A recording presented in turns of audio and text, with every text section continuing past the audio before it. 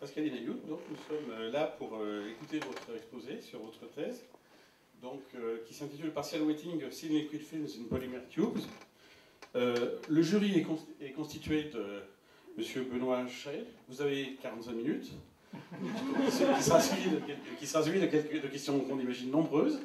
Le jury est composé de M. Benoît Chail, qui vient de l'Université de Bruxelles, Madame Elisabeth Charlex, qui vient de l'Université Joseph Fourier à Grenoble, Laurent Lima, moi-même, qui suis président du jury, et laboratoire MSC Université Paris 7, David Quéré, qui est d'ici, du PMMH, ESPCI Paris Tech, et Étienne Bartel, vos directeurs de thèse, PMMH ESPCI Paris Tech, François Lequeux, Émilie Verneuil, et de monsieur, excusez-moi, Alban Le Tailleur, qui vous a suivi donc à Saint-Gobain.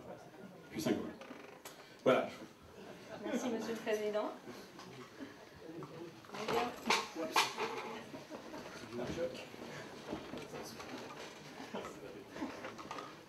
Bienvenue à tous. Voilà, je suis ravie de vous présenter le travail que j'ai effectué ces 3 dernières années. Donc, en partie à l'ESPCI ici, au laboratoire Sciences et Ingénierie de la matière molle, mais également en partie dans 2 laboratoires de Saint-Gobain, l'unité mixte Saint-Gobain CNRS et le groupe Fluide Système du département Produits composites et revêtements de surface à Saint-Gobain Recherche. Donc pourquoi on s'est intéressé à des tubes en polymère? Alors en fait on s'est intéressé à ces tubes-là parce que Saint-Gobain en produit et en plus de ça, ils sont très utilisés dans la vie de tous les jours. Alors, j'éteins la porte. Ils sont utilisés dans de nombreuses applications, allant des applications alimentaires, pharmaceutiques. Et donc, dans toutes ces applications-là, on a des écoulements qui sont intermittents. Alors, qu'est-ce que ça signifie intermittent? Globalement, là, vous avez une petite animation qui vous montre que c'est un volume donné de liquide qui va s'écouler dans un tube avec une interface avant et une interface arrière. Alors, le gros problème dans ce genre d'écoulement, c'est que le liquide va contaminer le matériau, réduisant donc la propreté de ces tubes. Et donc Saint-Gobain voulait essayer de comprendre quels étaient les mécanismes de contamination qui engendrent une utilisation plus courte et moins raisonnée du matériau. Donc pour investiguer un peu cette contamination, on peut regarder un peu plus précisément ce qui est le liquide qu'on va considérer. Donc c'est un liquide qui est complexe. Par exemple pour les applications alimentaires, dans les distributeurs de boissons chaudes, on peut avoir essentiellement des phases aqueuses, qui peuvent être de l'eau, et essentiellement des particules qui vont être en suspension dans cette phase continue, aqueuse. Ces particules peuvent être des particules de café, ou encore des protéines quand il s'agit de lait par exemple. Alors, quand on voit qu'on a un liquide comme ça complexe, on peut se dire que globalement on va avoir 2 routes pour la contamination, 2 voies possibles. Essentiellement, l'affinité que va avoir la particule pour le matériau, c'est-à-dire la capacité de cette particule à migrer à l'interface et potentiellement diffuser dans le matériau. Ou alors, une autre possibilité, c'est une instabilité de l'écoulement au niveau de la phase continue, à savoir le dépôt de gouttelettes une fois que notre volume de liquide a passé dans le tube. Alors, pour essayer de voir lequel des deux mécanismes est le majoritaire, on a fait une expérience très simple. C'est-à-dire qu'on a contaminé artificiellement 2 tubes, un tube dans lequel on a un écoulement continu de liquide, donc on n'a pas d'intermittence, et dans l'autre cas, on a un écoulement intermittent. On s'est placé dans un cas où on avait le temps de contact identique dans les 2 situations, et ce qu'on remarque, c'est que la contamination est bien plus importante dans le cas de l'écoulement discontinu. Donc, qu'est-ce que ça veut dire? Ça veut dire que la diffusion des particules qui sont des agents polluants du liquide vers la surface n'est pas le mécanisme prédominant. Et au contraire, il se passe des choses plus compliquées dues à l'intermittence du liquide. Alors rapidement, on peut essayer de voir ce qui se passe justement à la fin de l'écoulement d'un segment de liquide. Donc ici en noir, vous avez par exemple votre tasse à café. Elle a déjà été mise en mouvement et en fait déjà ce qu'on voit ici, c'est qu'on a un film de liquide qui est entraîné à l'arrière du segment de fluide. Et donc si on met tout ça en mouvement, ça va arriver.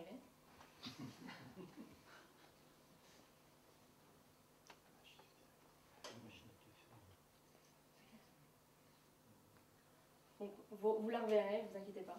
Mais globalement, ce qu'on voit, c'est qu'à la fin, on a eu un perçage de la nappe de liquide, et ensuite un écoulement du reste du liquide qui était en haut vers le bas, à travers un filet d'eau, et ce filet d'eau s'est déstabilisé en gouttelettes. Alors ces gouttelettes vont rester en fait adsorbées à la surface du matériau, vont sécher, et donc tout le contenu polluant va rester à la surface. Donc c'est comme ça qu'en fait on se rend compte que effectivement le mécanisme principal de la contamination, c'est l'instabilité de la phase continue. Donc basé sur cette observation-là, on peut se poser plusieurs questions. La première, c'est comment éviter cette situation. Est-ce qu'on peut contrôler les paramètres du système pour éviter le dépôt du film liquide? Parce que si on n'a pas de film liquide, il ne va pas se percer. Et enfin, est-ce qu'on peut avoir une vue complète d'un point de vue physique du dépôt de film et éventuellement de la forme, de la morphologie de ce film? Donc le problème qu'on va considérer, c'est le cas d'un film liquide qui va se déposer dans un tube. On va déplacer le ménisque de liquide, qui sera l'arrière de notre segment de liquide, à une vitesse donnée, et on va entraîner un film de liquide qui ne va pas rester à la surface du tube, mais au contraire va démouiller de la surface, donc on va être en présence de lignes de contact, et en plus de ça, on aura de la gravité, puisqu'on aura un tube qui sera vertical. Donc maintenant, on peut se poser la question de est-ce que dans la littérature, il y a une partie de la réponse aux questions qu'on se pose? Donc la première chose qu'on regarde, on a parlé de lignes de contact. Alors quand on regarde les lignes de contact, globalement c'est une interface de liquide qui est posée sur un substrat. Comment on caractérise l'affinité du liquide sur le substrat? C'est la valeur de ce qu'on appelle l'angle de contact, donc θ. Maintenant on va considérer une mobilité de la ligne triple, enfin de l'interface ici, et quand on fait ça, on voit que l'angle de contact ici est en train de diminuer. Donc globalement, on a une condition de non-glissement ici à la paroi, donc quand on va déplacer la plaque, on va entraîner le liquide, sauf que le liquide n'a pas spécialement envie de se déformer, donc les effets de tension de surface du liquide vont tendre à ramener l'interface la plus plate possible. Et alors ce qu'on voit, c'est qu'au-delà d'une certaine vitesse, on arrive même à entraîner un film, et donc on comprend bien qu'on va réussir, même si le matériau a priori est hydrophobe vis-à-vis du liquide, à entraîner un film. Donc en fait, on a une vitesse seuil au-delà de laquelle on va avoir systématiquement un film, et en deçà de laquelle on va avoir des angles de contact. Alors ces angles de contact, on va les caractériser grâce à un nombre adimensionné, qui est le nombre capillaire. Donc ça compare deux effets principaux, qui sont la dissipation visqueuse, donc dans le coin là de liquide, dû à la viscosité liquide, on va avoir une dissipation d'énergie, et d'autre part, la tension de surface qui est propre au liquide. En écrivant ça, en fait, on peut écrire ces deux ratios de contraintes, et on écrit le nombre capillaire, qui peut être vu autrement comme un ratio de vitesse, donc la vitesse que nous on impose, donc la plaque ou le tube, et la vitesse caractéristique du liquide, qui est définie comme la tension de surface sur la viscosité. Alors, et en fait, le bon nombre pour caractériser cette transition, ce passage d'un état de ménisque de liquide à un film, c'est le nombre capillaire critique, CA star. Alors, quand on parle d'angle de contact, essentiellement, l'angle θ va être fonction de ce nombre capillaire, et il va être fonction d'une certaine façon, décrit par l'hydrodynamique. On a des lois qui permettent d'exprimer cette valeur d'angle de contact en fonction de la vitesse, donc CA, le nombre capillaire. Donc en gros, ce qu'on voit, c'est qu'on a l'angle de contact θ³ qui va être égal à l'angle de contact à l'équilibre, qui va être abaissé d'une certaine valeur qui est proportionnelle à la vitesse. Et grâce à cette relation-là, qui a été décrite par Cox-Voinov, on a un nombre capillaire critique qui va nous définir cette transition. Alors, typiquement, si on trace cette loi que je viens de vous présenter dans le cas du système qu'on va considérer, donc le système qu'on va considérer, c'est un tube hydrophobe de PVC et pour la phase liquide de l'eau, ce qu'on voit, c'est que le nombre capillaire est de l'ordre de 10-3, ce qui correspond à des vitesses qui sont de 26 cm par seconde. Alors ça ne vous parle peut-être pas, mais c'est quelque chose qui est assez important, parce que globalement, la plupart des expériences qui sont faites dans la littérature sont faites pour des liquides qui sont très visqueux, donc des huiles silicone. Là, on est avec de l'eau, donc c'est quelque chose qui est bien moins visqueux. Et donc du coup, en fait, ce threshold en vitesse est bien plus bas. C'est plutôt des vitesses de l'ordre du micromètre par seconde ou millimètre par seconde. Donc là, ce qu'on voit, c'est que la loi, donc effectivement, décrit un abaissement de l'angle de contact et à un moment donné une chute forte. Et c'est à ce moment-là qu'on va avoir la transition. Alors, au-delà de cette transition-là, on a un état de film. Et alors les films, ça a été regardé assez largement dans la littérature, encore une fois, mais en absence de ligne de contact. Donc là, on a un film qui est infini, et on va s'intéresser à connaître la valeur de l'épaisseur de ce film. Et alors, ce qui a été montré dans un cas plan par Landolevich-Dariagin, c'est-à-dire qu'on plonge une plaque dans un bain et on la tire à vitesse constante, c'est que l'épaisseur du film qui va être entraîné va être donnée par cette loi et donc dépendre du nombre capillaire à la puissance 2/3. Une loi similaire a été aussi démontrée par Bretterton dans le cas d'une bulle d'air qui se déplace dans un canal, un microcanal, un capillaire en fait, qui est immergé d'eau. Alors maintenant, on peut se demander, parce que nous, dans notre cas, on a une plaque qui est verticale, là tout ce que je vous ai montré, c'est sans gravité, c'est à l'horizontale. On peut se demander quel va être l'impact de la gravité sur ces lois-ci. Alors, il y a eu une étude théorique qui date des années 40, pour laquelle Dariagin a justement étudié ce cas-là, donc il a incliné la plaque d'un certain angle, et cette fois-ci, il trouve non pas que l'épaisseur va être prédite par le nombre capillaire à la puissance 2/3, mais le nombre capillaire à la puissance 1/2. Donc vous verrez que ça a une importance par la suite. Alors, si je résume, en fait, on regarde un système qui rassemble un peu tout ce que je viens de vous présenter dans la littérature, c'est-à-dire qui combine des lignes de contact, un film liquide et une géométrie qui est tube, qui est très très peu étudiée dans la littérature. Alors les paramètres qui vont nous intéresser dans la suite, c'est la vitesse ici que l'on va contrôler, donc elle va être constante, puis on va pouvoir la faire varier à guise. Et la seconde, ça va être la vitesse de cette ligne ici en haut, donc je vais appeler VD, vitesse de démouillage. Cette vitesse, on va la mesurer. Ensuite, on va s'intéresser à l'épaisseur du film de liquide. Et enfin, la valeur de l'angle de contact au bout du film quand il est formé. Alors, pour vous décrire un peu tout ça, je vais emprunter le chemin suivant, à savoir que je vais vous présenter quel est le dispositif expérimental que l'on a mis au point justement pour réussir à visualiser toutes les quantités que je viens de vous présenter. Ensuite, je vous montrerai quelles sont les morphologies de films que l'on a observées. Et enfin, en fait, je reviendrai sur un cas où on est à basse vitesse, c'est-à-dire quand on est non pas avec un film, mais avec un ménisque. Et en fait, on verra que ça nous permet d'expliquer la formation des films que l'on aura vus juste avant. Donc, le dispositif expérimental que l'on a mis au point permet de visualiser ce type d'image. Donc, vous en avez déjà vu une tout à l'heure. C'est-à-dire qu'en foncé ici, on a un segment de liquide, donc ici c'est de l'eau, avec un tube de PVC qui a un diamètre de 6 mm environ. Et derrière, on a un film de liquide qui est entraîné. Cette ligne ici est en mouvement, et on peut contrôler la vitesse à l'arrière du segment de fluide, et vous voyez qu'on peut la contrôler sur des grandes longueurs ici, des grandes vitesses. Alors ce qui va être intéressant, c'est que on va pouvoir visualiser tout l'écoulement sur des grandes longueurs, parce que notre dispositif permet de tendre 1,5 m de tube. Et on va pouvoir faire varier la vitesse donc sur 6 décades. Pourquoi 6 décades? Parce que justement on est avec des fluides qui sont très peu visqueux, donc on a besoin d'aller très vite pour pouvoir transiter vers un film. Alors le dispositif c'est le suivant. Vous avez une caméra qui permet de visualiser, donc une caméra rapide justement au vu des vitesses, et un écran uniforme qui permet d'avoir le bon éclairage, d'une part pour visualiser les interfaces, et d'autre part pour justement avoir une autre quantité qui est fondamentale dans le problème, qui est l'épaisseur du film.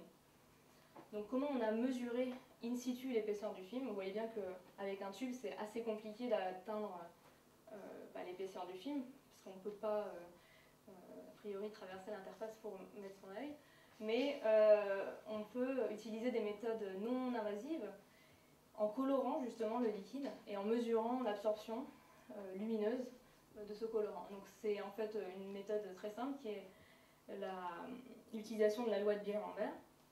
Et donc grâce à ça, on arrive à mesurer des épaisseurs de film de l'ordre en partant de 10 microns jusqu'à 200 microns, voire plus, avec une précision de 5 microns.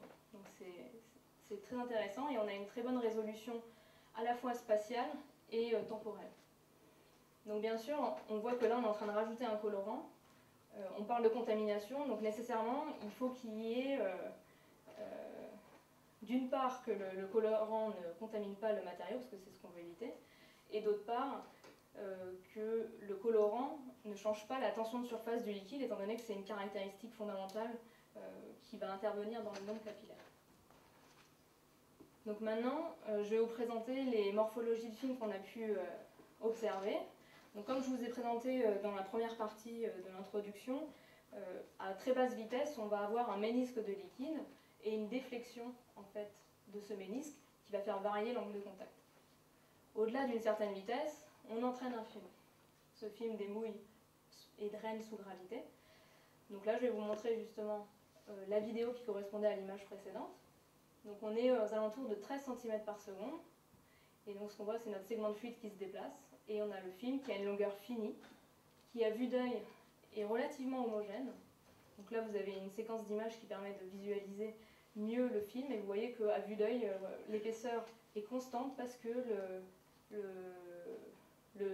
la teinte en gris est homogène. Alors ce qui est tout à fait remarquable, c'est que la vitesse ici est bien plus grande au niveau de la transition entre le régime 1 que je vous ai montré juste avant et ce régime-ci, est bien plus grande que la prédiction théorique qui serait donnée par la relation de Cox-Voïnov. Ensuite, on a un deuxième régime, un troisième régime en fait, un deuxième cas de film, pour lequel on va avoir deux épaisseurs de film différentes. Alors, je vous montre une vidéo également. On a toujours le segment de fluide, on va plus vite cette fois-ci. Et là, on a une zone mince, suivie d'une zone beaucoup plus épaisse et assez longue. Donc c'est assez remarquable, là, le film peut faire jusqu'à 50 cm. Et donc, ce qu'on voit, c'est qu'on a ce qu'on appelle un ressaut capillaire, une jonction entre ces deux films-là, que l'on va étudier par la suite. Ensuite, si on va encore plus vite, on a des choses beaucoup plus dramatiques qui arrivent. Alors, je ne sais pas si vous allez voir, mais on a des oscillations dans l'épaisseur du film.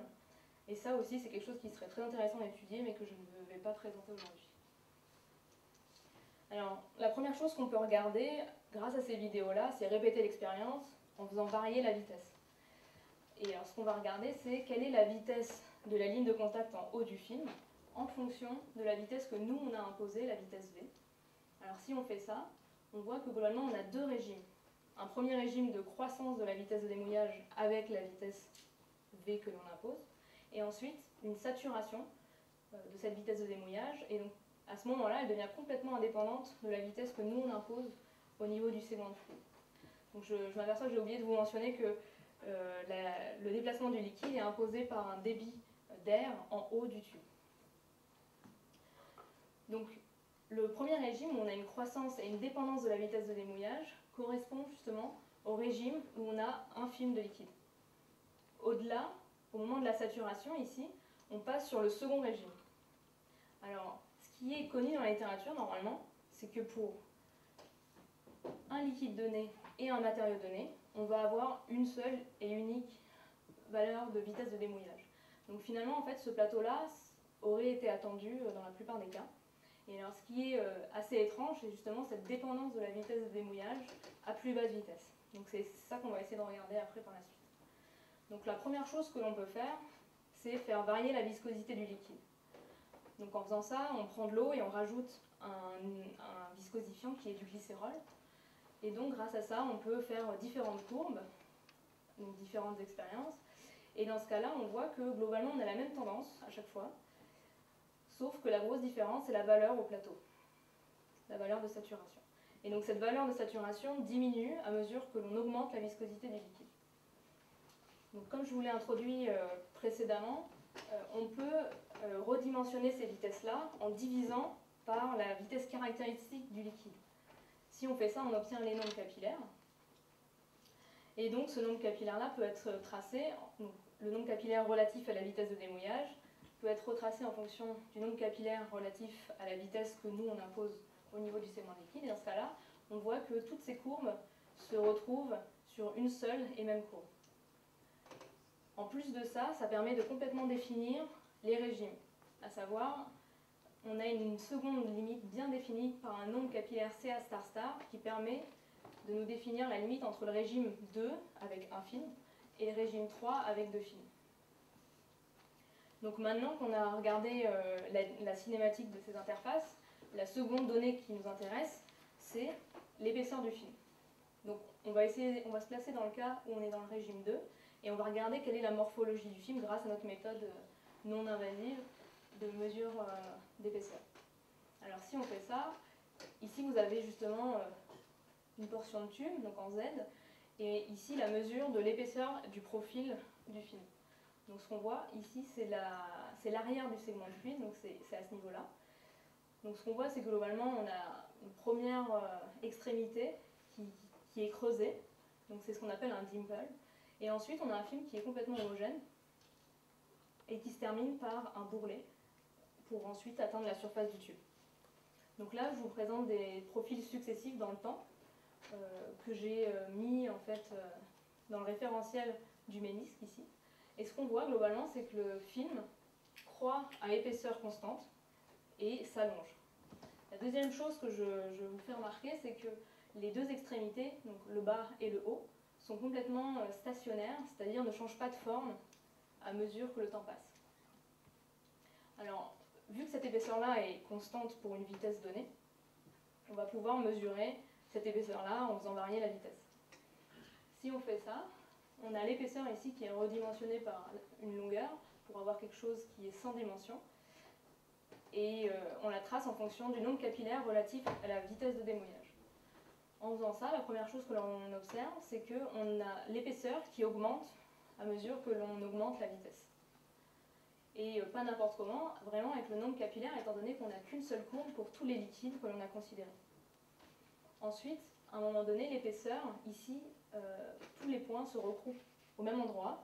On a la saturation également de l'épaisseur, et ce qui est remarquable, c'est qu'elle arrive au même moment que la saturation de la vitesse de démouillage. Donc à un moment donné, le système se fiche complètement à ce niveau-là, c'est-à-dire que l'épaisseur va devenir constante et la vitesse également. En plus de ça, si on reprend la prédiction de Deryaguine, donc c'était l'auteur qui avait considéré des films plats homogènes sans ligne de contact mais sous gravité, et bien ici on l'a tracé, et ben ça correspond exactement à nos données expérimentales. Donc en quelque sorte, on peut dire que notre film, c'est un film de Deryaguine. Et je vous prie de remarquer qu'il y a 0 paramètre ajustable.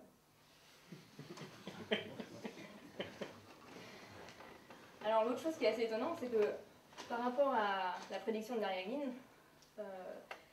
c'est que le nombre capillaire qui va rentrer en jeu dans la relation, c'est pas le nombre capillaire que l'on impose en bas, donc la vitesse si on veut de la plaque ou du ménisque, mais c'est la vitesse de la ligne triple.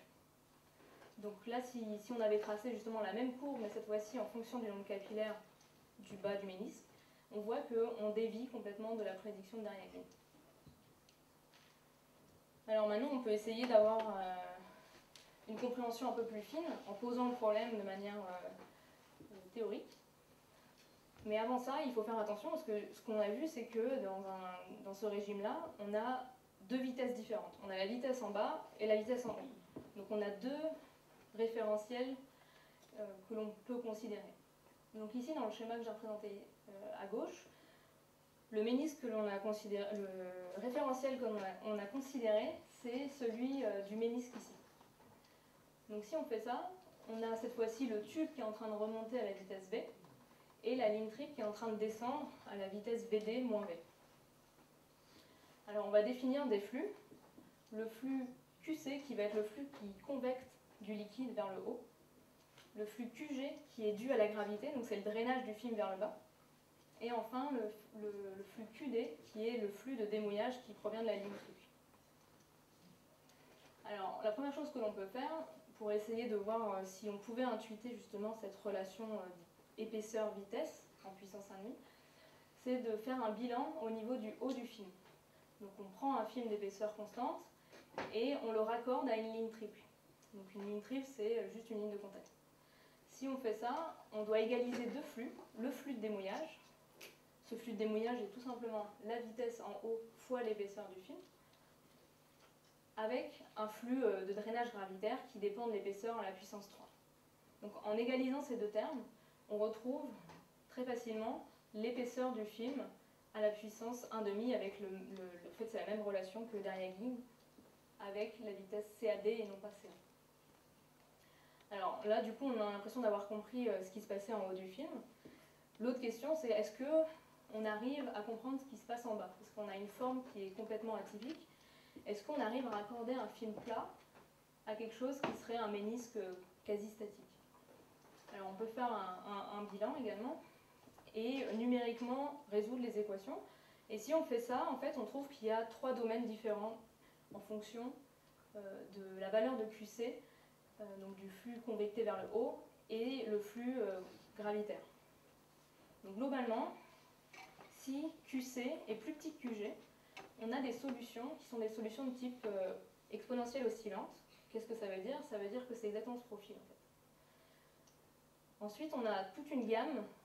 Si QC est compris entre QG et 3QG, on n'a pas de solution. Donc ça, c'est les équations qui nous le disent. Et ensuite, si QC est supérieur à 3QG, on a un profil exponentiellement, qui est purement exponentiel. Ça veut dire que globalement, on n'aurait pas l'oscillation ici. Donc, a priori, dans ce cas-là, on est avec un QC qui est inférieur à QG. On peut se demander si on continue à augmenter QC, parce que QC va dépendre en fait de la vitesse qu'on impose ici. Si on continue à augmenter ce flux, à un moment donné, on va devoir transiter, a priori, vers la droite, parce que ce qu'on a vu, c'est que QG est égal à QD. Et QD, à un moment donné, va saturer parce que la vitesse et l'épaisseur saturent. Donc, naturellement, on se dit qu'on va transiter vers une solution exponentiellement pure. Et effectivement, si on regarde le profil en épaisseur du deuxième film, et ben on voit que cette fois-ci, on n'a plus le dimple, on n'a plus le creux, on a directement une solution exponentielle. Alors cette solution exponentielle est raccordée par un ressaut capillaire à un film qui est complètement homogène, donc c'est le même que précédemment. Et ce qu'on peut noter, c'est que l'épaisseur du deuxième film qui est interstitielle est aussi homogène dans le temps. De la même façon que précédemment, on peut mesurer cette épaisseur pour différentes vitesses. Donc c'est ce qu'on va faire. Et donc si on fait ça, cette fois-ci, le bon nombre capillaire, c'est plus le nombre capillaire qui correspond à la vitesse en haut de démouillage, mais c'est la vitesse du bas. Et donc ce qu'on voit, c'est que, c'est ce qu'on avait vu tout à l'heure, que l'épaisseur E1 était complètement indépendante du nombre capillaire du bas. Donc sur ce même graphique, si on rajoute les épaisseurs E2 qui correspondent au film du bas, on voit qu'on a une autre tendance, et que cette tendance correspond en fait exactement au modèle classique de Landolevich-Darjagin d'une part, et d'autre part Brett-Harton. Donc cette fois-ci, on retrouve le scaling en CA puissance 2 tiers. Donc finalement, si je résume, la vitesse de démouillage en haut va imposer, ou vice-versa, une épaisseur au niveau du film du haut. Et en bas, l'épaisseur va être dictée par la vitesse du ménisque. Donc maintenant, on a l'impression d'avoir à peu près tout compris. On peut se dire, bon, on va prendre les équations, on va résoudre numériquement ces équations pour obtenir les profils temporels. Alors c'est ce qu'on va faire, et donc pour faire ça, on pose les équations du troisième ordre dans les approximations suivantes, donc approximation de la lubrification et approximation de quasi-planarité. Donc en faisant ça, on obtient à gauche le cas justement où on est avec un seul film d'épaisseur donné. Et donc là, vous avez les profils dans le temps qui apparaissent. Et donc ce qu'on voit, c'est qu'effectivement, il y a un creux qui se forme.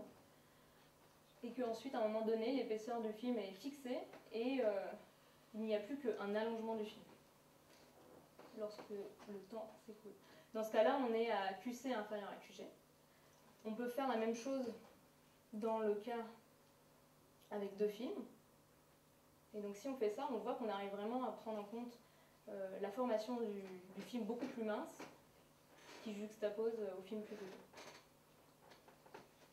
Donc là on était assez content, sauf que il y a quand même un truc qui cloche, c'est que l'épaisseur ici du film est constante indépendamment de la vitesse que l'on impose. C'est-à-dire que la vitesse du haut du film et l'épaisseur ne vont absolument pas varier, quelles que soient les conditions d'intégration. Donc ça ne correspond pas à ce qu'on a expérimentalement. Donc justement, si on veut essayer de prendre en compte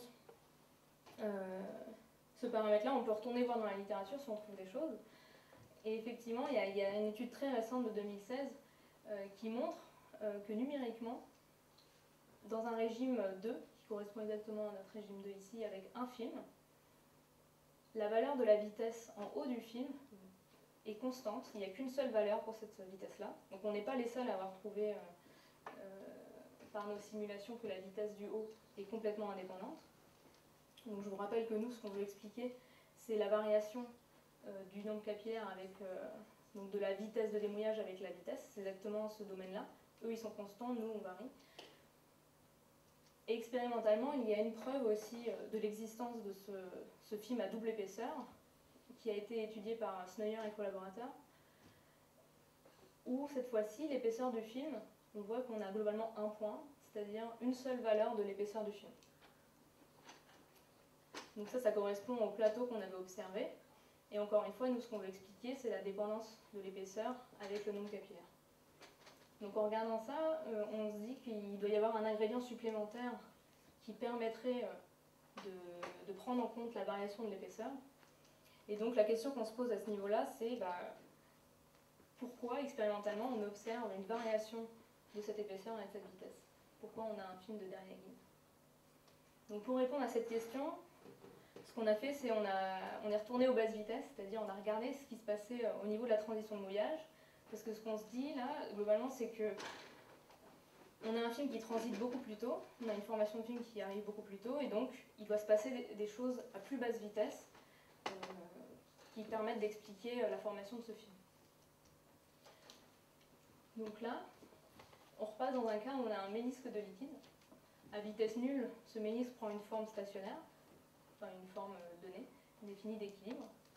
Et ensuite, quand on met en mouvement, on peut mesurer l'angle de contact. Alors pour mesurer l'angle de contact, on voit que c'est pas facile non plus, encore à cause de la géométrie cylindrique. Donc ce qu'on a fait, c'est qu'on a fait de l'adaptation d'indices. C'est-à-dire qu'on a fait disparaître, si on veut, optiquement le tube. C'est-à-dire qu'on a plongé le tube dans une cuve rectangulaire pour laquelle le liquide a le même indice optique que le tube. Ce qui permet d'avoir une meilleure résolution au niveau de la ligne de contact. Et donc ce qu'on voit, c'est qu'on peut mesurer l'angle au niveau des lignes blanches et avoir une mesure fine en faisant varier la vitesse.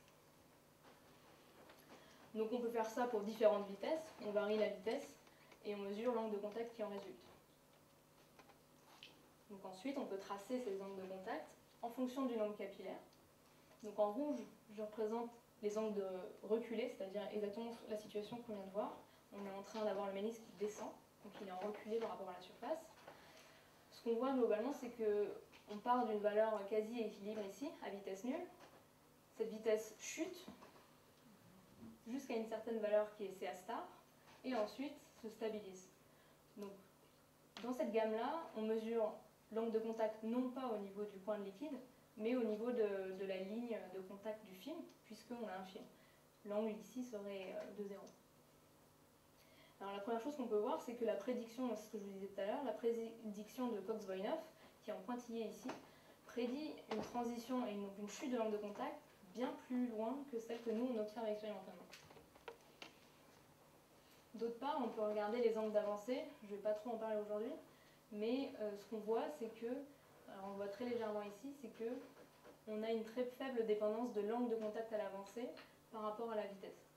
Donc, juste pour vous expliquer, l'angle de contact à l'avancée, on peut le mesurer de deux façons, soit cette fois-ci en injectant du liquide par le bas, par exemple en déplaçant l'interface vers le haut, ou alors, quand on a un segment de fluide, mesurer l'angle au niveau de l'interface du bas. Puisqu'en fait, on a une interface qui est en train d'avancer sur le tube. Maintenant, on peut zoomer sur la zone là, qui n'était pas très bien résolue avant la transition CA star. Et ce qu'on voit, c'est qu'on a des choses assez compliquées. Et ce que je veux pointer ici, c'est deux choses. La première, c'est que Cox-Voinov peut marcher à peu près là, sur quelques points. On a une sorte de plateau visqueux.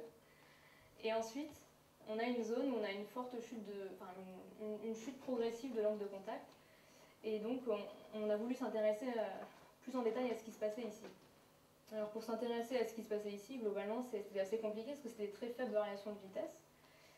Et en fait, en regardant ça expérimentalement, je me suis aperçue que le film ne dépendait pas uniquement du nombre capillaire, mais dépendait aussi du temps. C'est-à-dire qu'il y avait, pour certaines expériences, un retard à la transition de mouillage. Et donc si on ne se plaçait pas au bon endroit, c'est-à-dire que si on faisait l'expérience que sur cette zone-là du tube, par exemple, on voit que, on aurait dit, non, il n'y a pas de film qui se forme, il n'y a pas de transition. En fait, si on attend un tout petit peu plus longtemps, on voit que le film commence à naître, en tout cas dans notre résolution visuelle. Et donc, on peut définir un temps de formation du film. Encore une fois, on peut mesurer de manière systématique ces temps de formation de film en fonction de la vitesse. Et donc là, ce qu'on voit, c'est qu'on a une chute très forte de ce temps de formation de film. Donc, à des très basses vitesses, comme ce temps va être infini dans la fenêtre expérimentale, on ne verra jamais de film. Mais à un moment donné, ce temps devient du même ordre de grandeur que nos expériences. Donc, on peut observer ce film à différentes zones, à différents endroits dans le tube. Et donc cette chute est assez forte, et ensuite, à partir d'un moment, le temps de formation devient quasi nul, donc on va parler de transition instantanée. Alors ça, c'est quelque chose qui est assez nouveau, qui n'a jamais été introduit auparavant, la notion d'effet transitoire en fait, de la transition de mouillage. On voit que ici, la transition peut se passer à différents nombres capillaires. Alors que ce qui est avéré actuellement, c'est qu'il y a uniquement un nombre capillaire qui va définir la transition. Alors en fait, ce qu'on voit, c'est qu'on peut définir, nous, un autre nombre capillaire, CA+, qui est plus pertinent pour évaluer en fait, la vitesse à laquelle on va commencer à voir macroscopiquement des films. Et ce qu'on voit, c'est qu'on a une diminution critique de ce temps avec comme paramètre CA+. Alors la chose qu'on peut faire maintenant, c'est encore une fois numériquement essayer de comprendre si on arrive à tenir compte de ces choses-là. Donc on écrit encore une fois les équations, et ce qu'on trouve, c'est effectivement il y a un effet temporel au niveau de la transition de mouillage, mais cet effet, on voit là, il est complètement restreint en termes de gamme de nombres capillaires. Donc nous, expérimentalement, on voit un élargissement de cette gamme de nombres capillaires, et donc on peut se demander pourquoi. Alors juste pour vous montrer un peu à quoi ça correspond, ces simulations numériques, globalement, si on se passe à un nombre capillaire qui est inférieur à ce temps, à ce CA+, qui définit en fait le fait qu'on n'aura jamais de transition de mouillage, ce qu'on voit c'est que, alors en bas on commence à mettre en mouvement l'interface, ensuite on est en train d'augmenter le temps, et le pas de temps ici est constant.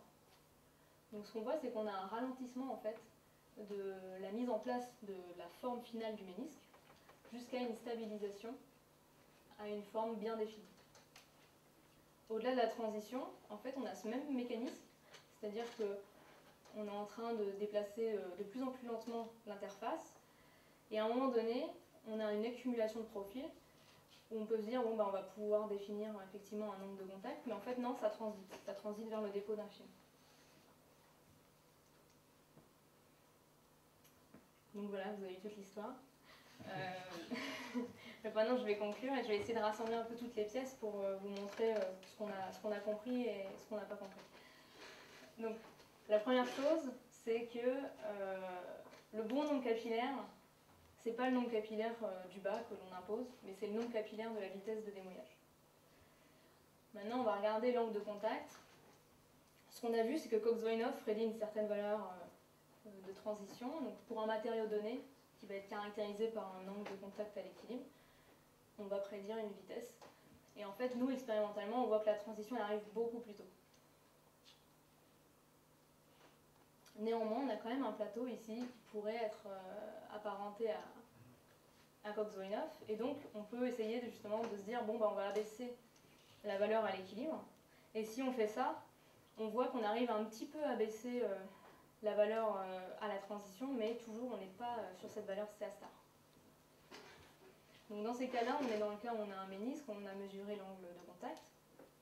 Et maintenant, ce qu'on a vu en plus dans la dernière partie de l'exposé, c'est qu'on a un ralentissement critique, et donc on peut définir un second nombre capillaire, CA+, et dans cette gamme-là, on va avoir des effets transitoires.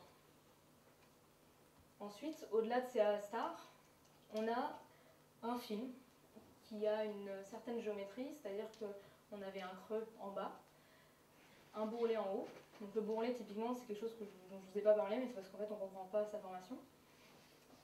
Ensuite, l'épaisseur de ce film-là est justement le nombre capillaire relatif à la vitesse de démouillage à la puissance 1,5. C'est ce qu'on appelle, si on veut, un film de Derjagin. Ce film-là va ensuite... Enfin, ce qu'on a vu, c'est que la vitesse de démouillage en haut, à un moment donné, atteint une vitesse maximale. Et à ce moment-là, finalement, on va avoir une accumulation des points pour former en fait le régime 2, le régime 3. Donc qu'est-ce que ça veut dire? Ça veut dire que à ce moment-là, CAD star est constant. Donc le bon paramètre, ce n'est plus CAD, mais c'est CA, qui va dépendre de la vitesse du bas. À ce moment-là, le second film qui se forme est un film de type Landau-Levy-Derjagin. Donc ça confirme les premières observations expérimentales de Sneuer en géométrie plane et les simulations de Gao. Et ensuite, ce qu'on a vu, c'est qu'on arrive numériquement à comprendre la forme en fait, de ce film, avec le creux, et également dans le troisième régime. Donc la chose qui est étonnante, c'est tout ce qui se passe en fait, entre CA+, et CAD saturation. Ce qu'on peut noter, c'est que justement, ce qui est amusant, c'est que Cox-Wiener, finalement, prédit bien quelque chose, c'est la valeur de la vitesse à la saturation. Et en fait, ça, c'est pas si idiot, parce qu'en fait, on avait vu précédemment, c'est que la vitesse, normalement, de démouillage pour un liquide donné et une surface donnée, c'est une seule et même valeur. Donc finalement, on ne s'est pas complètement planté. Et donc, en fait, dans cette zone-là, ce qui va être très important, c'est les effets transitoires, que nous, expérimentalement et numériquement, on a observé sur une gamme restreinte, mais a priori, il n'y a pas de raison que ces effets transitoires ne dépassent pas la valeur CA star, et a priori, la formation de ce deuxième film semble être due à des effets transitoires que nous, on n'a pas réussi forcément à mettre en évidence numériquement. Donc finalement, ce qu'on a envie de dire, c'est que l'angle de contact dépend certes de la vitesse CAD, mais pas seulement, ça va aussi dépendre du rayon de courbure de l'interface, c'est-à-dire il peut y avoir éventuellement un effet du tube, qu'on n'a pas pris en compte dans les simulations, et aussi un effet potentiellement des rugosités de surface.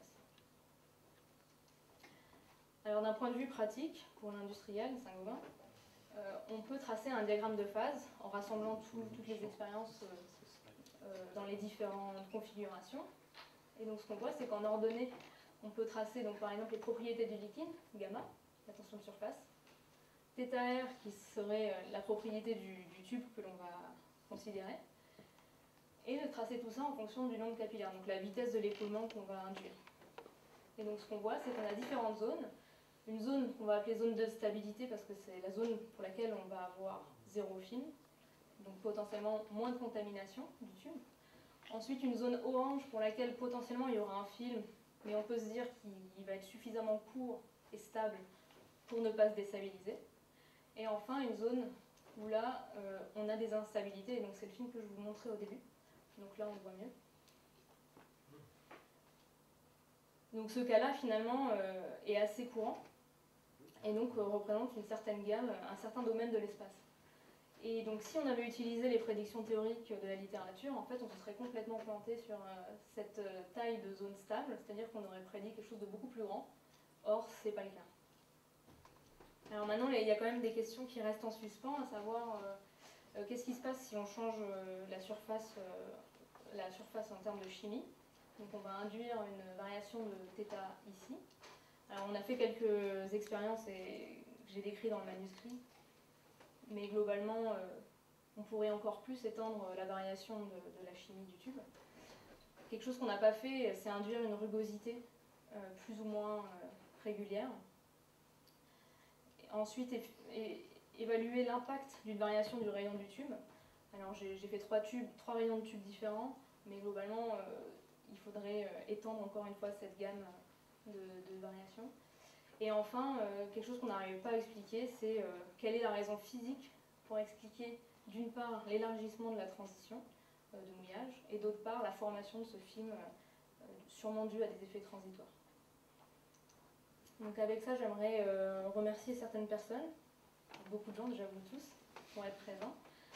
J'aimerais remercier mon équipe de supervision, donc ce sont les 3 laboratoires.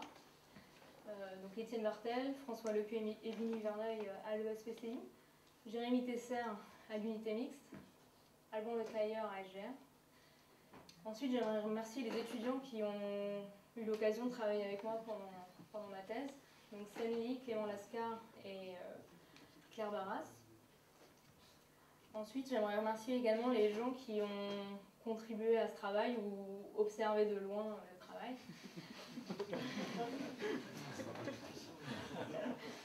Alors, à commencer par Christian Fletzny, le directeur du laboratoire, Guylaine Ducouré pour m'avoir aidé sur les manips de Réo, Nicolas Sanson pour tout ce qui était spectro, Ludovic Olanier pour avoir contribué au design de l'expérience, Mohamed pour des expériences de DSC, Freddy pour beaucoup de choses, Christine pour l'administratif.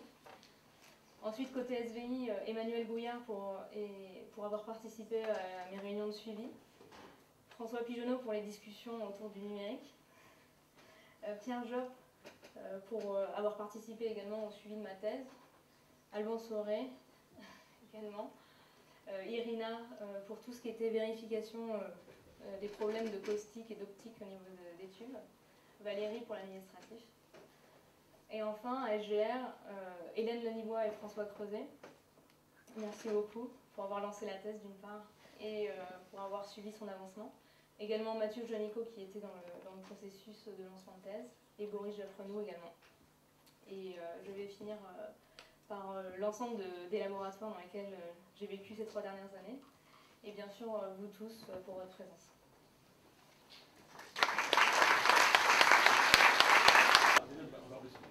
Merci Pascaline pour ce très bel exposé. Je crois maintenant nous allons maintenant poser des questions, discuter. Et donc je me suis entendu avec vos 2 rapporteurs. Et le premier rapporteur qui va vous poser des questions est Benoît Schell, de l'Université de Bruxelles. Merci, Monsieur le Président. Ça marche pour moi, ça marche. Bon, avant tout, j'aimerais dire un mot pour la thèse. Bon, merci de m'avoir donné l'occasion de la lire, parce que c'était un vrai plaisir. Et l'exposé était à l'image de la thèse. Alors, bon, il y a beaucoup de raisons pour lesquelles c'est une très bonne thèse, mais je pense qu'il y en a une qui m'a marqué, c'est la cohésion. La cohésion dans l'ensemble. Vraiment, c'était tout un cheminement, mais qui se tient extrêmement bien par rapport à des thèses, bon, tout aussi excellentes, mais où parfois c'est des pièces un peu seules remises en place. Ici, il y a vraiment une vraie démarche du début à la fin, qui est admirable, donc c'est ça vraiment bravo. Bon, en plus, j'ai pu grâce à cette thèse, apprendre à mes enfants à boire doucement à la paille. Comme ça, surtout quand ils vont piquer dans le verre du voisin après. Disons que, bon, maintenant plus sérieusement, je vais passer aux questions. J'en ai quelques-unes, évidemment. La première, concernant l'expérience. Je me suis posé la question, en fait, pourquoi, en imposant le débit, finalement, pourquoi la vitesse reste constante alors qu'il y a quand même un dépôt non négligeable à la fin. Le film est quand même assez épais, c'est 400 microns. Bon, devant le rayon qui en fait 1500, donc c'est quand même pas négligeable. Et donc la section va diminuer pour un débit constant, on s'attend à avoir une variation de vitesse, et surtout lors des transitions, de la première notamment. Oui, alors effectivement, on n'a pas de variation de la vitesse, étant donné qu'on la mesure. Le contrôle était en débit, effectivement, on s'attendrait à avoir une diminution de la section due au dépôt du film. Alors, en fait, la réponse que je vais donner va être plus ou moins complète parce que, à basse vitesse, on est dans une configuration où on n'a pas de film. Donc finalement, on n'a jamais cette section-là à retirer au niveau pour le calcul de la vitesse à débit constant. Et dans beaucoup de cas, on a un film, mais ce film apparaît dès le début, dans les premiers instants de l'expérience. Donc finalement, on est aussi à vitesse constante parce que on passe pas d'un cas où on n'a pas de film à un film.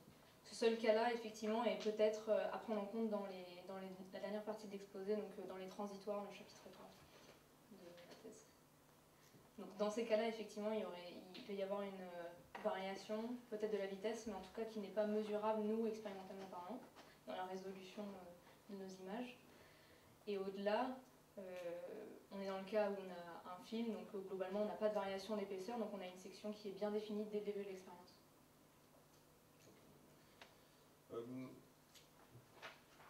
Alors aussi, j'étais resté un petit peu sur ma fin sur les détails numériques. Alors, je voulais juste voir par rapport à la manière dont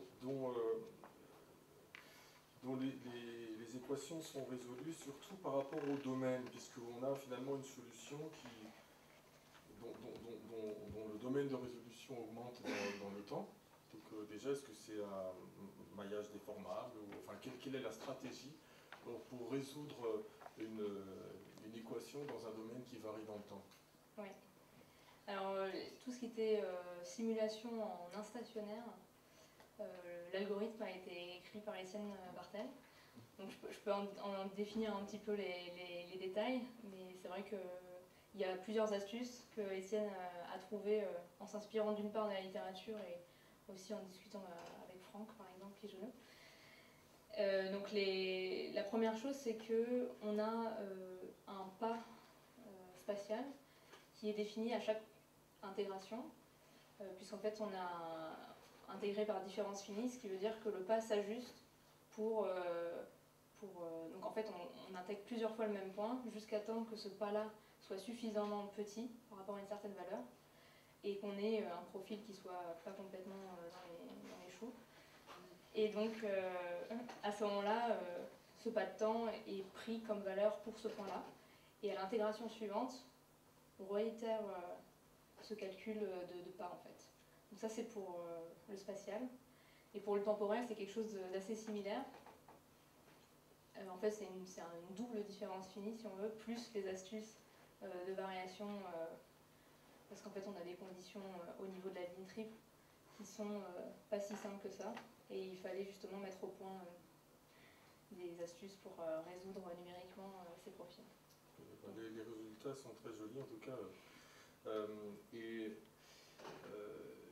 Pour la partie aussi très intéressante de cette transition différée, hein, avec définie entre le CA+, et CA star. Et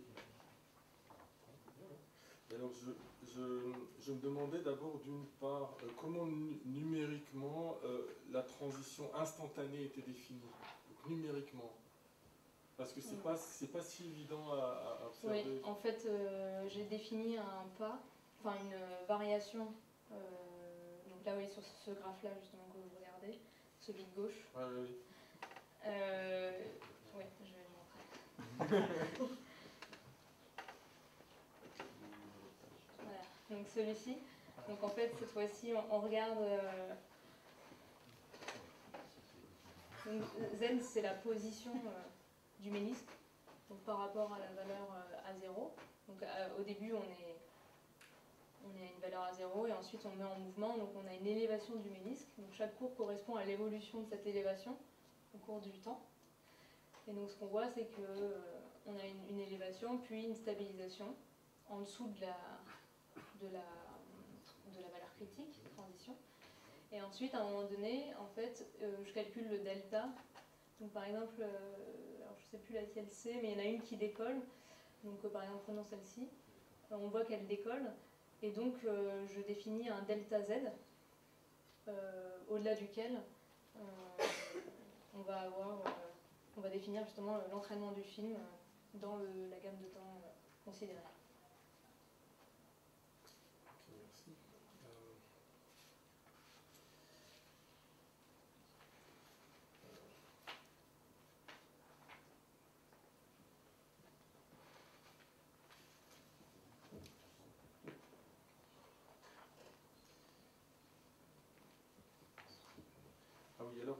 pense que c'est la slide 25, je crois.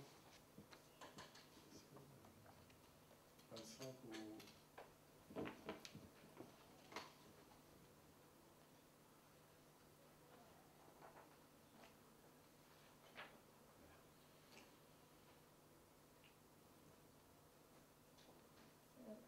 Vingt-cinq. 25.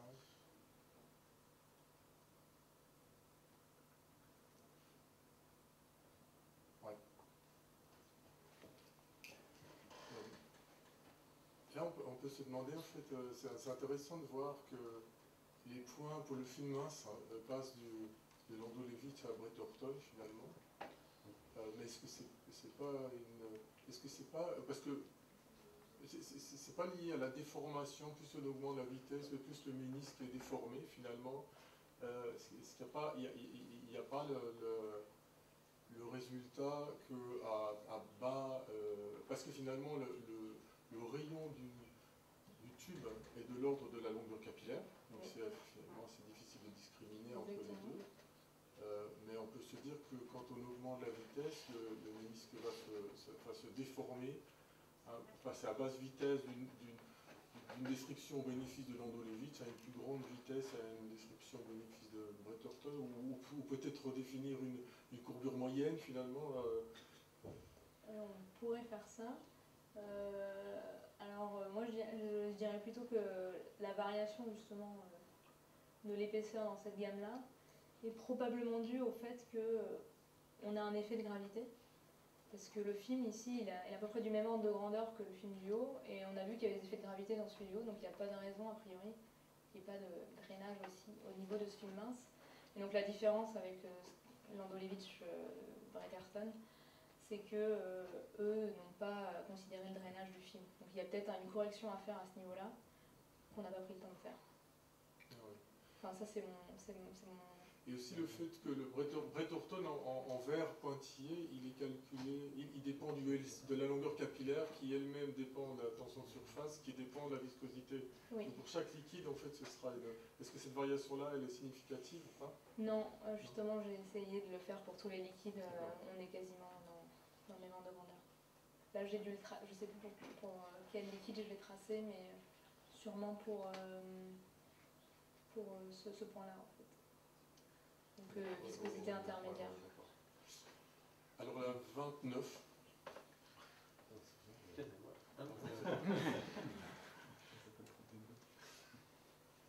Oui, là. Alors là j'étais un peu surpris parce que d'après mon souvenir, puis après j'étais regardé, je pense que j'ai correctement interprété le papier de Snouyer, c'est que dans la zone grise, il a trouvé des solutions stationnaires. Oui. Ok. Et ça je ne l'ai pas vu vraiment dans la thèse. En fait, il trouve un Q max, hein, donc un débit entre le Q0 et Q max, qui est la ligne noire, là, pour lesquels il y a une solution stationnaire, qui me sort, enfin, ou à moi j'ai mal compris, j'ai pas l'impression que ça a été retrouvé dans les simulations, dans les calculs. Et je pense que ça doit être lié à la technique de résolution. Il fait un shooting, et ça doit être probablement une zone où les valeurs propres sont instables et que ça doit être assez difficile, enfin des solutions peut-être plus difficiles à trouver. Alors des solutions stationnaires pour cette forme-là, avec deux films, c'est ça? Oui, nous on les avait pas, oui. Non, c'est la solution, ça se passe avec deux films, hein, avec donc la solution épaisse. La solution épaisse, hein, pas nécessairement. Oui, mais expérimentalement, par contre, non. En fait, je pense que j'ai dû préciser effectivement qu'ils observent des effets transitoires qui permettent de visualiser cette forme-là, mais de manière transitoire. Et ensuite, c'est exactement ce qu'on voit dans le numérique ici, en fait. On a l'impression qu'il y a un creux qui se forme de manière à temps fini, temps court. Et en fait, ce creux, ensuite, s'élargit et forme justement le film mince. Et donc, c'est ce qu'ils ont observé expérimentalement, en fait. Donc, ils ont dit, oui, on a observé justement un film, donc dans la littérature, ça s'appelle film épais. On a observé un film épais, mais de manière transitoire, au moment de la formation du film. Et ensuite, ce film-là ne reste pas de manière stationnaire, mais croît et donne naissance à ce film mince. Et donc, finalement, ils observent ça de manière stationnaire. D'accord, mais par contre, numériquement, il y a des solutions stationnaires dans la zone grise. Oui. Ouais. Et alors le fait de ne pas avoir de dimple tout au-dessus, est-ce que c'est pas lié à la condition limite? Est-ce que tu as testé des angles de contact plus importants par exemple? On s'attend à Donc le bourrelet en haut, ici, oui, oui, oui. c'est ça. Donc numériquement, on a essayé d'introduire de la rugosité. Et même en faisant ça, il n'y a pas de bourrelet. Alors il y a quelques études, justement par des personnes d'ici, donc c'est Thomas Salez et Elie Raphaël, qui ont étudié la relaxation d'un bourrelet sur une marge de polymère, d'un film de polymère. Et là, on arrive à générer des bourrelets qui relaxent vers justement une forme sans bourrelet. Et donc ça, du coup, on s'est dit, on va essayer de faire la même chose. Ça revient à introduire une sorte de rugosité, de marche, donc de rugosité. Et en fait, si on fait ça, le bourrelet n'est pas dans les gammes de nombres capillaires qu'on attendrait. Donc il faut aller sur des capillaires très très importants qui ne sont pas du tout, qui sont hors de la gamme considérée.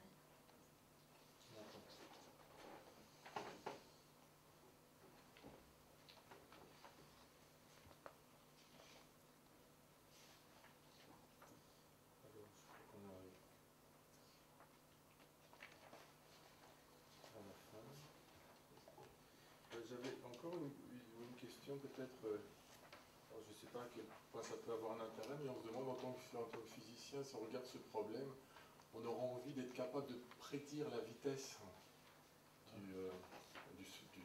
du segment. Alors, on a toutes les forces, ouais. si on écrit le système compris, alors que ici c'est une donnée mesurée. Ouais. Est-ce que vous avez réfléchi à ça et qu'est-ce qu'il faudrait faire pour pouvoir prédire la vitesse? Oui, c'est ce qu'on avait dû faire au tout début d'ailleurs. Là comme ça, globalement on équilibre le poids du liquide avec la dissipation. Et donc on peut prédire...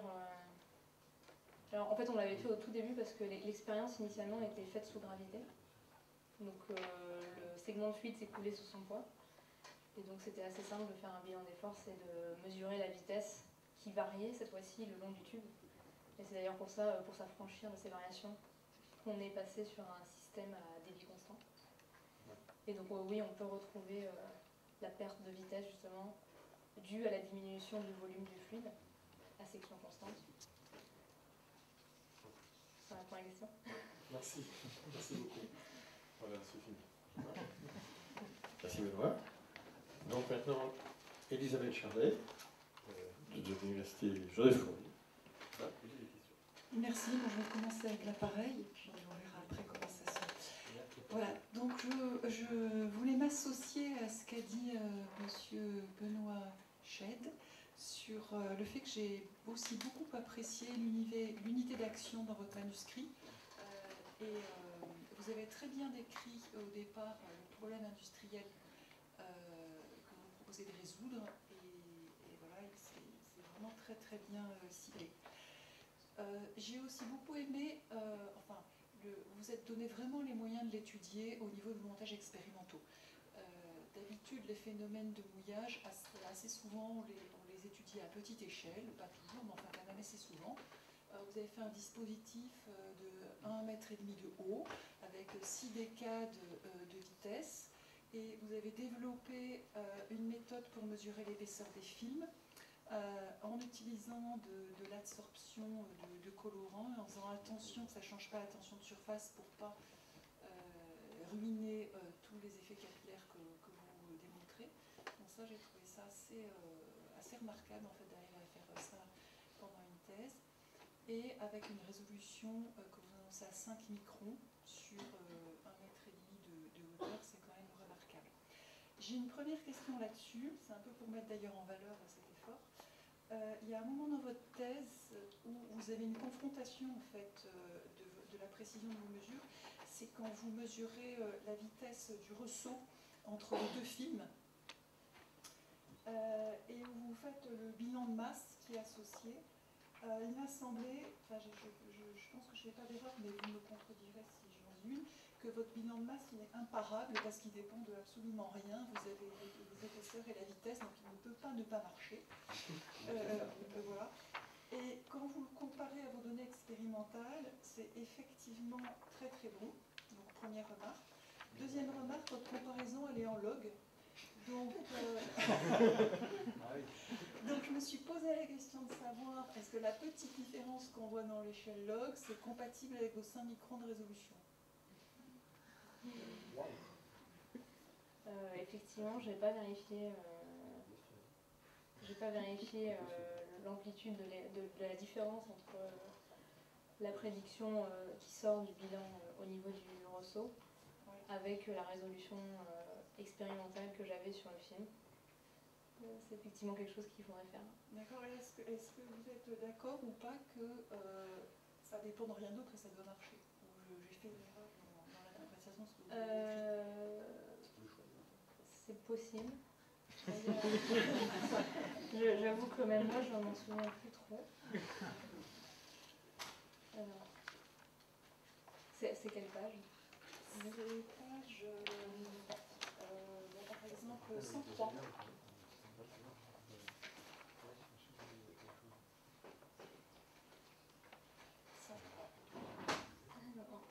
Donc la remarque, c'est que ça ne dépend pas effectivement de la vitesse du bas. Hein. Il m'a semblé oui, que ça ne dépendait que des épaisseurs et de la vitesse relative. Oui, effectivement.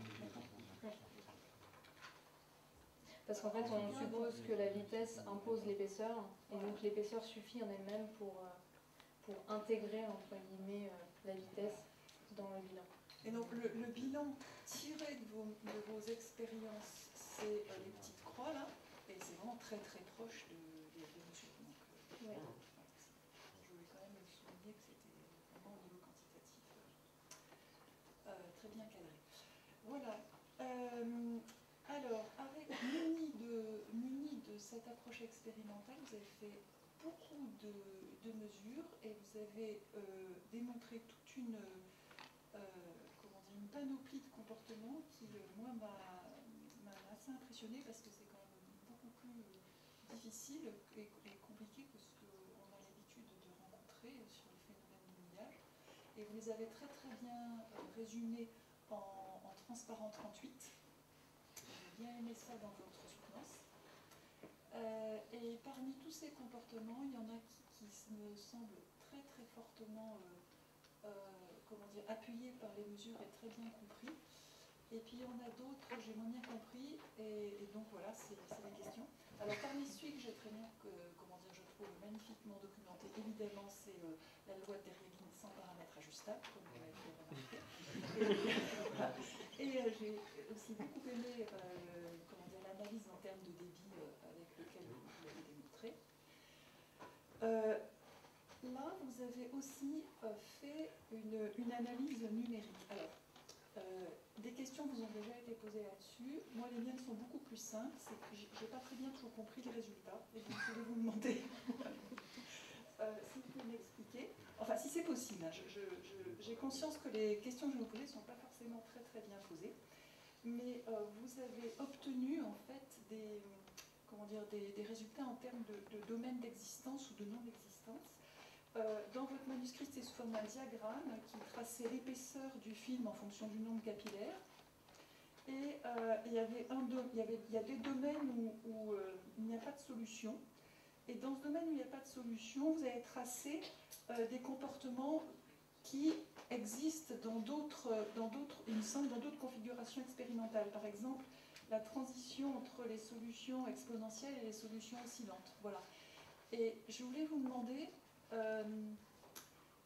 si c'est possible de comprendre pourquoi dans votre expérience à vous, il y a des choses qui ne peuvent pas exister alors qu'elles existent dans d'autres configurations expérimentales. Oui. Alors, ce que vous pointez, c'est que, a priori, dans toutes les expériences que j'ai présentées, on est sur cette limite-là. Oui, alors qu'il y a un domaine d'existence qui est plus haut, c'est ça? Oui, et puis surtout que le domaine assuré plus bas, il n'existe pas. Oui. Alors que dans d'autres configurations, donc par exemple, exemple, typiquement, voilà, on sait les observer dans d'autres configurations. Alors, Donc, je dirais que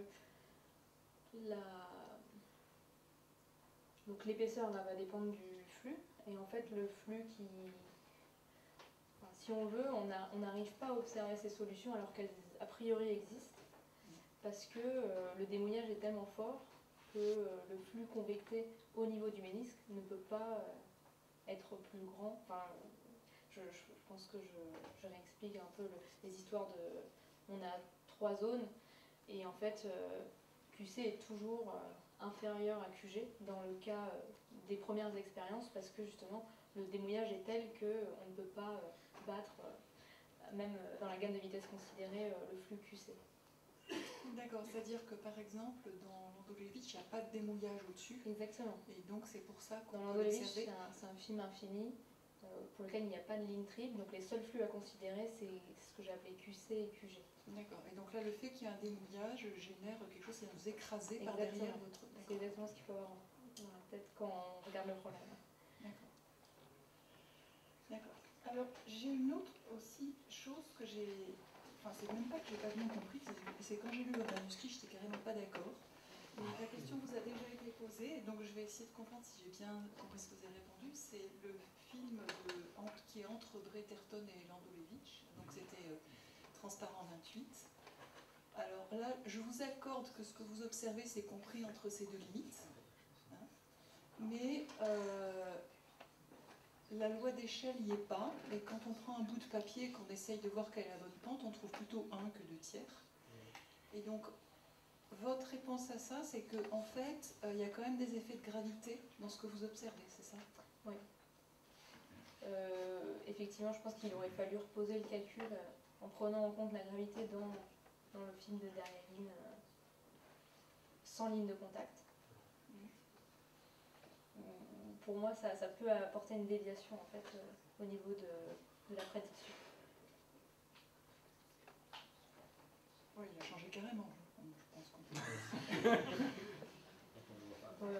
En fait, la démarche qu'on a eue, c'est prendre effectivement ce qui existait et ce qui avait un sens, en tout cas même enfin, voilà, dans l'explication numérique, ce qu'on a vu, c'est qu'à un moment donné, on se dit bon, on va tomber nécessairement sur ces solutions-là, parce que on ne voit pas sur quoi d'autre on peut tomber. Et donc, la première chose qu'on a voulu fitter, effectivement, c'est Landolevitch, Derrien, Bretterton. D'accord. Donc, sur cette base-là, effectivement, on est entre les deux. Après... Oui, mais justement, c'est ça qui est quand même... vous êtes entre les deux. Si c'était des effets de gravité, on voit pas très bien pourquoi... Enfin, une différence entre Bretterton et Landolevitch, c'est la géométrie. Il y a une qui est plane et l'autre qui est circulaire. Donc, on voit pas très bien non plus pourquoi la gravité pourrait transiter de l'un à l'autre, en fait. Bah, changerait la puissance, en fait, surtout. Pour moi, la gravité changerait la puissance. On voit bien, justement, quand on prend en compte la gravité, on a un nombre capillaire en puissance 1,5. Ça changerait la puissance et ce serait juste un hasard si on est entre ces deux comportements. Non, sûrement pas. Je pense que la physique qui est inclue dans la sélection de l'épaisseur du film reste la même que Landolevitch, Derrien, Bretterton, mais qu'il y aurait une correction supplémentaire à ajouter qui modulerait la puissance, ou la puissance a priori. D'accord. Mais je n'ai pas fait le développement. Je n'ai pas posé de problème. Voilà. Ensuite, quelque chose que j'ai trouvé vraiment extrêmement intriguant et impressionnant, c'est comment dire, les effets transitoires que vous avez mis en évidence et que vous avez reliés au fait que la loi de Cox-Voinov était pas toujours vérifiée. Voilà. Et donc, c'est assez impressionnant. Et ma question par rapport à ça, c'est que vous reliez les deux, et j'ai envie de vous demander, alors finalement, si les deux sont reliés, Cox-Voinov, c'est une loi qui marche plutôt au temps long ou plutôt au temps court? Alors, je dirais que Cox-Voinov marche très rarement. Il y a très peu de systèmes sur lesquels Cox-Voinov marche, et donc, malgré que ce soit la chose qu'on a envie de fitter de prime abord, nous, on a vu au départ qu'on était complètement dans les choux et on s'est dit, bah non, finalement, ça marche quand même pour une valeur. Et donc, du coup, en termes de temps,